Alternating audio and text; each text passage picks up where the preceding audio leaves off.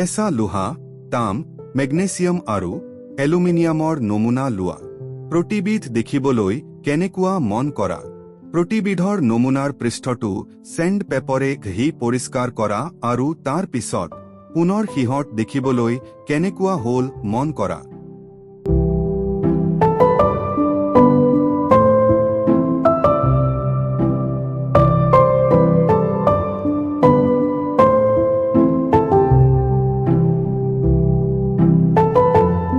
লোহা, তাম, মেগনেছিয়াম আৰু এলুমিনিয়ামৰ সৰু টুকুৰা লোৱা।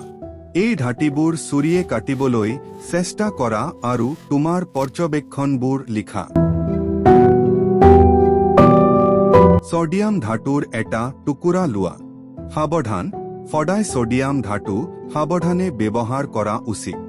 ধাতু টুকুৰাটো শুকান কৰিবলৈ ফিল্টাৰ কাগজৰ ভাঁজৰ মাজত ৰাখা।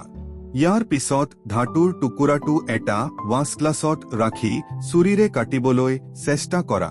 কি পৰ্যবেক্ষণ কৰিলা? সহজে কাটিবলৈ পাৰিছানে?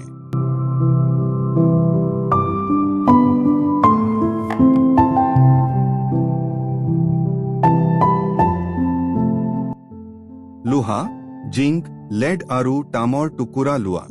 ইয়াৰে যিকোনো এটা ধাতু লৈ তাক লোহাৰ ব্লকত ৰখা আৰু হাতুৰিয়ে কোবাই থকা। বাকী ধাতুবোৰৰ সৈতে পুনৰাবৃত্তি কৰা।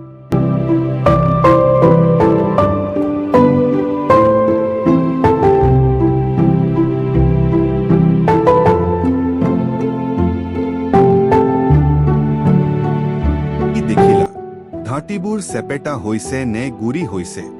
এই ধাতুবোৰৰ আকৃতিৰ পৰিৱৰ্তন লিপিবদ্ধ কৰা। এডাল তামৰ তাঁৰ লোৱা। এই তাঁৰ ডাল এটা ষ্টেণ্ডত সাৱতাৰে ধৰি ৰখা। তাঁৰ ডালৰ মুক্ত মূৰটোত এটা পেন, মমৰ সহায়ত লগাই লোৱা। তাঁৰ ডালৰ আমটো মূৰ স্পিৰিট লেম্পৰ সহায়ত গৰম কৰা। কিছু সময়ৰ পৰ্যবেক্ষণ কৰা।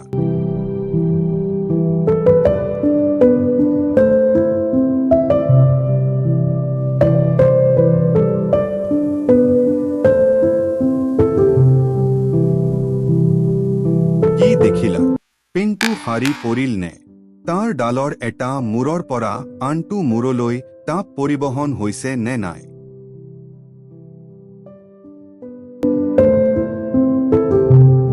চিত্ৰত দেখুওৱাৰ দৰে এডাল ধাতুৰ তাঁৰৰ লগত বেটাৰী সংযোগ কৰি এটা বৈদ্যুতিক বৰ্তনী সাজা। পৰীক্ষা কৰিব লগা ধাতুবিধ বৰ্তনীৰ এ আৰু বি টাৰ্মিনেলৰ মাজত ৰাখা। বাল্বটো জ্বলিছেনে?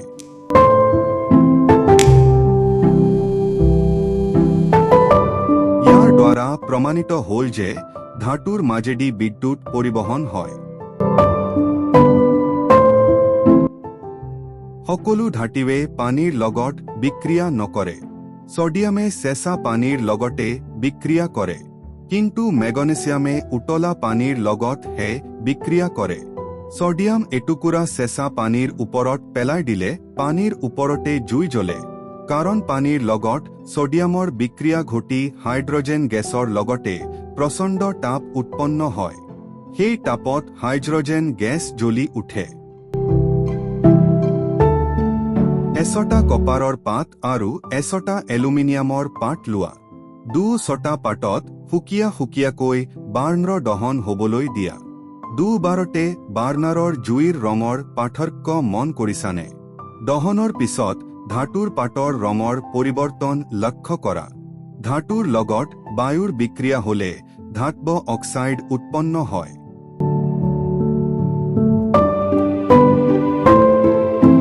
মেগনেছিয়াম দহন কৰিলে চকুত চাট মৰা পোহৰ ওলায়। দহনৰ পিছত উৎপন্ন হোৱা পদাৰ্থখিনি মেগনেছিয়াম অক্সাইড। মেগনেছিয়াম অক্সাইড পানীত দ্ৰৱীভূত কৰিলে যি দ্ৰৱ উৎপন্ন হ'ব, সেই দ্ৰৱই ৰঙা লুট মাছ ৰঙা কৰিব। ইয়াৰ দ্বাৰা প্ৰমাণিত হ'ল যে ধাতুৰ oxide ক্ষাৰকীয়। Dissolving this ash in water forms magnesium hydroxide. Testing the solution with sodium আৰু পটেছিয়ামৰ বাহিৰে কেইবিধ মান ধাতু সংগ্ৰহ কৰা। কেইটামান পৰীক্ষানলীত লঘু হাইড্ৰক্লৰিক এচিড লোৱা। প্ৰতিটো পৰীক্ষা নলীত একোটাকৈ থাৰ্মোমিটাৰ ভৰাই লোৱা এতিয়া প্ৰথম পৰীক্ষা নলীটোত এবিধ ধাতু ধৰা মেগনেছিয়াম যোগ কৰা